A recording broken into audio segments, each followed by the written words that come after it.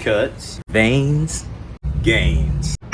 What's up, guys? It's Bradley7 back at it again with another video, and today we're talking all about dirty bulking. For those of you who don't know what dirty bulking is, I probably should define what bulking is first. Bulking is a process that many bodybuilders and fitness people use to increase the amount of muscle mass that they have on their body. They go about doing this by increasing the amount of food or calories that they're eating, and then using this additional food to increase their intensity during their workouts, increase the weight and sets and reps during their workouts, and they do all of this to build muscle. I'll start off by saying that dirty bulking is not the most optimal method for building muscle. However, it does work, guys. I've used dirty bulking in the past and even up until now to build my physique. I've bulked in excess of 20% body fat and then cut down to not quite as lean as I am now. I say that because I just finished doing a bodybuilding competition, but nevertheless, I've cut in well excess of 20% body fat and then cut down and lost the body fat to be leaner and to reveal the additional muscle mass that I put on my body. The reason why dirty bulking works is because you're in a calorie surplus. You can use this additional food / calories to lift heavier weights. You can lift more intensely. You can do more reps to failure. You can do drop sets and a bunch of things that would be hard to do if you were lean and you were focused on getting leaner or even just maintaining your body weight. In addition to that, when you're eating more food, eating more calories, and in that calorie surplus, you're going to be at a higher body fat. This higher body fat allows your body to have extra fat, which serves as a cushion around your joints. This is really going to help out when you're doing heavy compound movements such as bench press, such as squats, deadlifts, Romanian deadlifts, and things of that sort.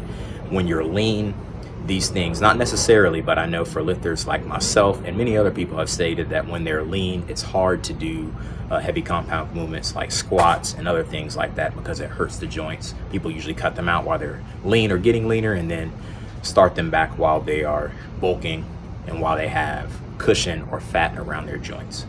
The thing is that all of these benefits that I just listed, you have these while dirty bulking, but you also have these while bulking. The only difference between dirty bulking and bulking, as far as what I just named, is that you will be eating more food, but you'll be eating tastier food, which is also higher in calories. Tastier food such as burgers, pizzas, donuts, cinnamon rolls, anything that you guys can name that's unhealthy, that's high in calories. You'll be able to eat it, but you'll also be at a higher body fat.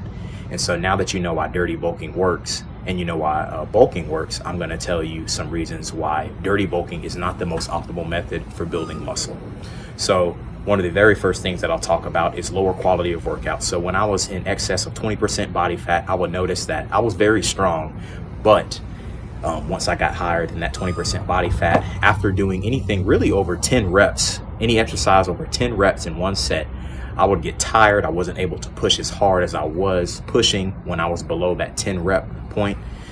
In addition to that, my overall athletic ability wasn't good, guys. In addition to bodybuilding, I do a form of martial arts called Muay Thai. Shout out to Impact Martial Arts here in Amarillo, Texas. Coach Will, shout out to you and everybody else at the gym. But anyway, like I said, when I was doing Muay Thai is when I was at the peak of my bulk, is when I first started doing Muay Thai. And a lot of my struggles with Muay Thai were just because I was too high of a body fat percentage, and I wasn't in good shape. My cardiovascular system was not good when sparring with a lot of the guys in the gym. And a lot of the guys in the gym are very good. A lot of these guys do amateur fights, and they are very talented athletes. And so just sparring with these guys, after a few rounds, I would be winded. My hands would drop, which would result in me getting kicked in the head and potentially knocked out if we were actually going full speed. But in addition to that, Muay Thai is very hard. Just regular exercise, just walking around, I would get tired just speed walking sometimes.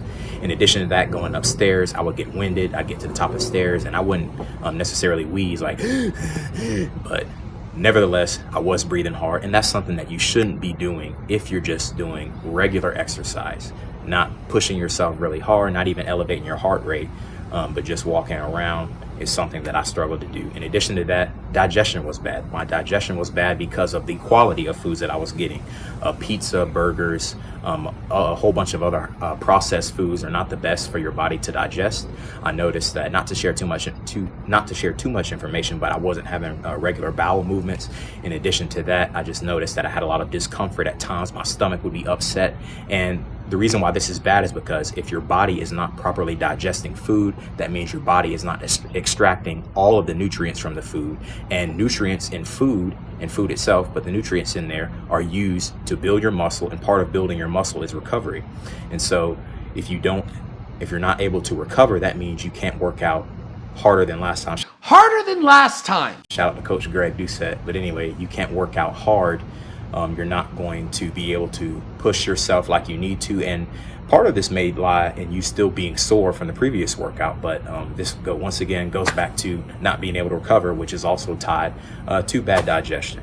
The last thing I'll talk about, guys, is that I did a bodybuilding show. So I did a bodybuilding show here. It was on July 22nd. And when I was at the peak of my bulk, well over 20% body fat back in January, I was around 250 pounds. I got to the lowest right before the show. I was right around 200 pounds. And so I had to cut 50 pounds, guys. So that means for the majority of this year, I've been in a calorie deficit.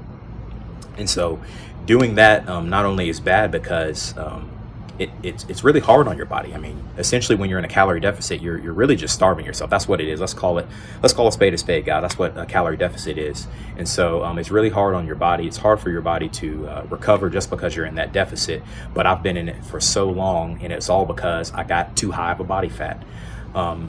And even in addition to that, guys, cutting down, I still wasn't even lean enough for the bodybuilding show. I mean, this is pretty much within a few pounds shy of what I was for the bodybuilding show. And as you can see, I'm still pretty lean, got some cuts, but definitely not bodybuilding lean. So all of this is attributed to being too high of a body fat.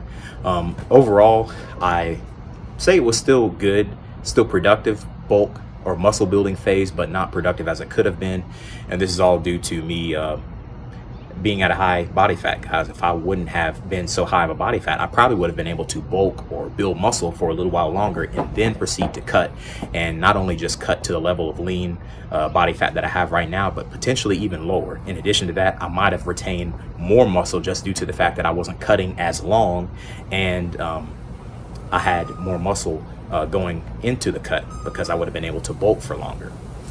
So guys, some takeaways from this video is that dirty bulking does work. I definitely don't recommend it for anybody who's wishing to compete in a bodybuilding competition. And to be honest, I really don't wish it for just regular people who are just wanting to get in really good shape. Another thing that I forgot to mention is, guys, as a result of being at such a high body fat and now cutting down really lean, and me not wanting to get a really high body fat anymore, none of my clothes fit, guys. None of my clothes fit. None of my pants fit.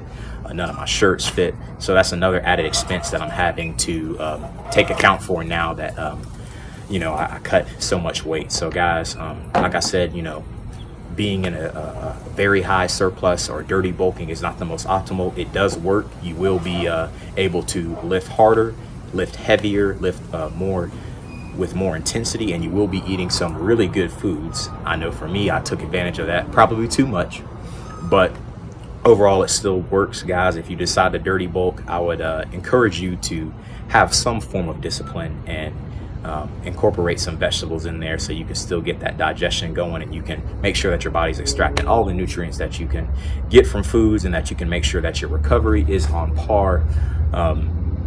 But other than that, guys, yeah, that's all I got for this video, man. Let me know if you've dirty bulked in the past. Let me know if you're just a regular bulking guy. Let me know if you're even just somebody who has reached a point where they're satisfied with their body and they're just trying to maintain. But whatever, guys, just let me know down in the comments. I appreciate you for watching the video, man, and that's all I got for today.